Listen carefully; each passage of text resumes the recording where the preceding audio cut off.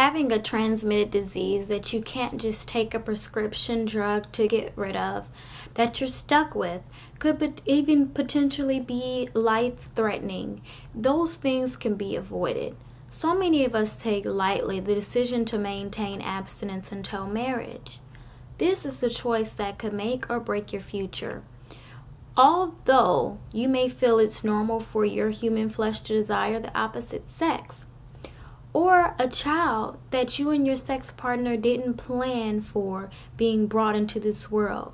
That innocent child did not ask to be born into a broken home, or be made from two parents that made poor decisions knowing they wouldn't spend the rest of their lives together. When you are sexually active before marriage, it's not only an attachment physically, but mentally, emotionally, and spiritually.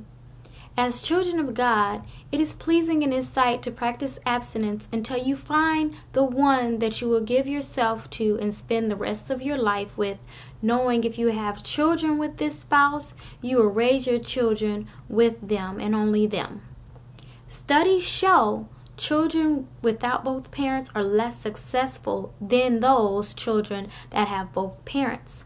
Studies also show that 22% of couples that wait until marriage have higher relationship status.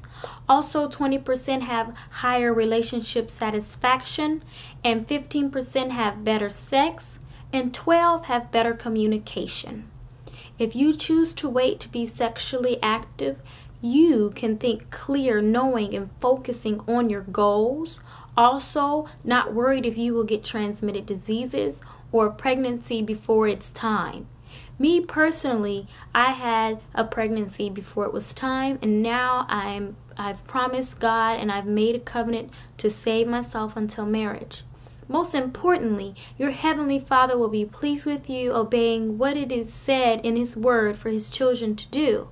Although it may seem hard, you will get to experience waiting until your honeymoon with your spouse, knowing you've saved yourselves for each other and you've taken on that hard task and you get the reward in the end.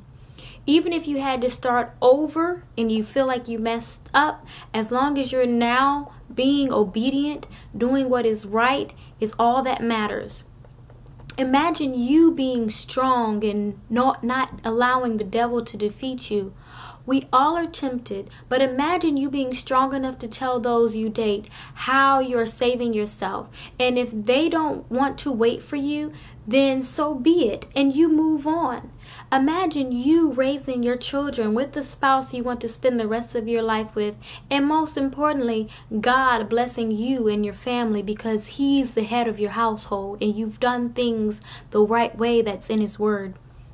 What you do is focus on your goals and aspirations, not so much on keeping a significant other or feeling you will lose them if you don't participate in sexual activities.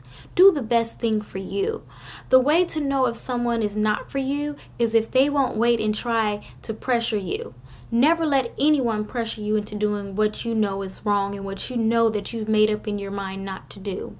Although the ones that have participated in these actions already and know the feelings they get, don't go backwards. Keep moving forward and surround yourself around like-minded individuals.